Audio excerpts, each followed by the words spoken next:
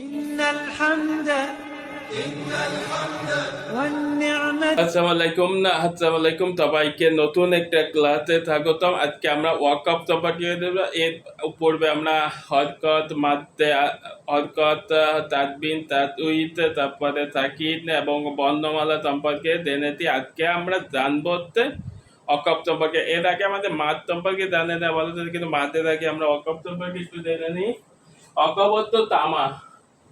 এই দেখেন, যখনই এরকম কোনো গোল গোল চিহ্ন এবং এইভাবে দিয়া থাকে, আপনার কোরআন থেকে পড়ার সময় দেখতে পারেন। এটা থাকলে আপনার থামতে হয়।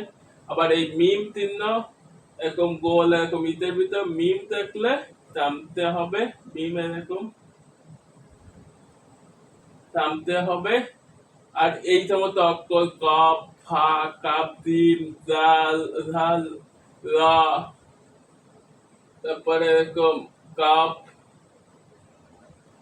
এখানে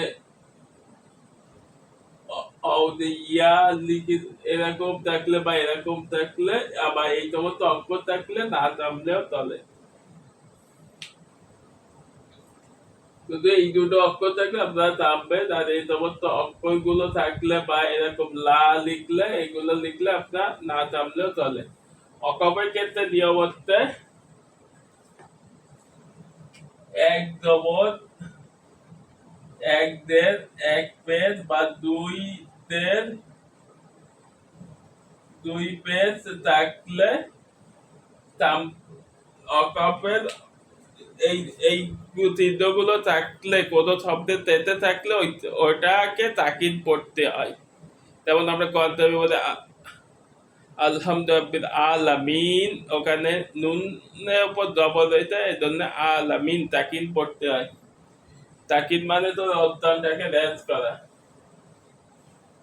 এরকম এক জবর এক দেড় দুই পেজ এবং দুই পেজ। এবং ওয়াকফের আরো নিয়ম আছে বাদ আরো দেখো, এবং দুই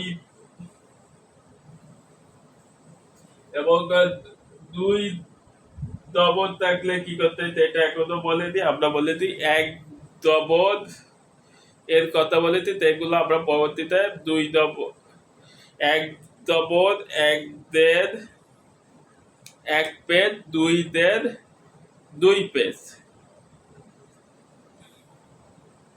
থাকলে অকপের তোমায় এটা যদি শেষ অক্ষরে থাকে তাহলে অকপের আগে আগে শেষ অক্ষরে যদি থাকে তাহলে ওটা তাকিদ পড়তে হয়, ওটা উত্তর না করে তাকিদ পড়তে হয়। এবং এক আলিফ টেনে পড়তে হয় আলামিন,